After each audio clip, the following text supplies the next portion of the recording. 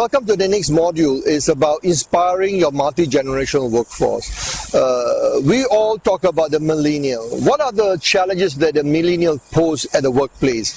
What are some of the difficulty the leaders face in trying to engage them? And the most important, the newer generation of workforce called the Gen Z or Gen Z, or what we call the Linkster.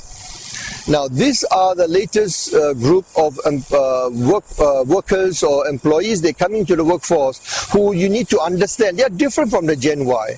In this module, we will talk about the differences between managing Gen Y and Gen Z, or the Linksters, and how do you then adopt and flex your leadership style, your communication style, your workplace practices, policies, so as to be able to engage them. If we look at some of the best practices, a lot of research has been published on Gen Y, and we will show you the GCE research on managing Gen Z, which is some of the best practice that's been implemented by many of our clients today. Thank you.